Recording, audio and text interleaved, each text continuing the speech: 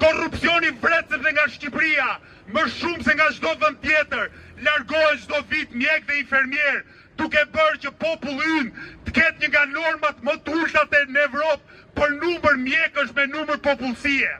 Korrupsioni vret në përskela në kantierët e ndërtimit, korrupsioni vret në miniera, aty ku ata që duhet mbikëqyrin respektimin e rregullave të sigurisë në punë, marrin rishfetin apo rrinë dredhin zinxhirin.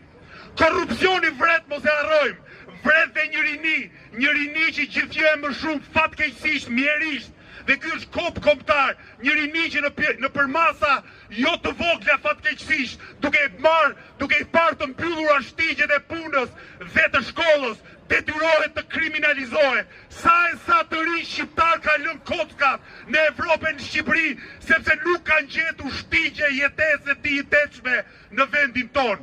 Po korrupsioni nuk mjaftohet vetëm me vdekjen. Korrupsioni të lë pa bukë. Pyesni veten tuaj o pensionistë që jeni këtu. Pyesni 720.000 shokët e shoqet tuaja pensionistë që marrin pensione më të ulta se minimumi jetik. Po të mos ishte për solidaritetin familjar, po të mos ishte për paratë e vajzës dhe djalit, sot do të kishim qindra mira pensionistë duke lypur në rrugë. Bravo!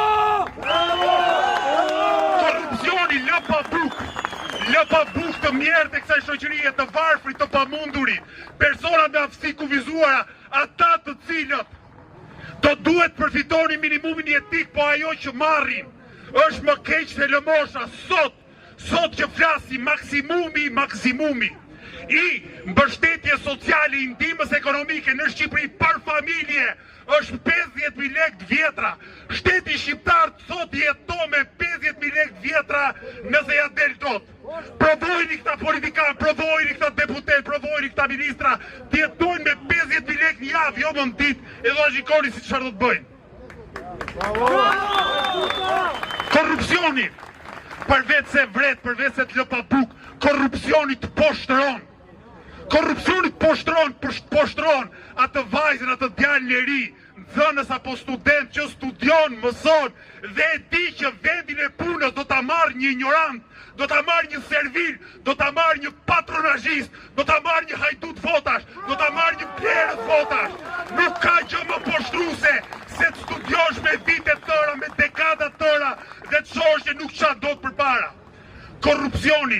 Korrupsioni poshtron punëtorin që punon 6 jetor në javë në të zezë, shumicë e rasteve, nuk ka asnjë javë pushim.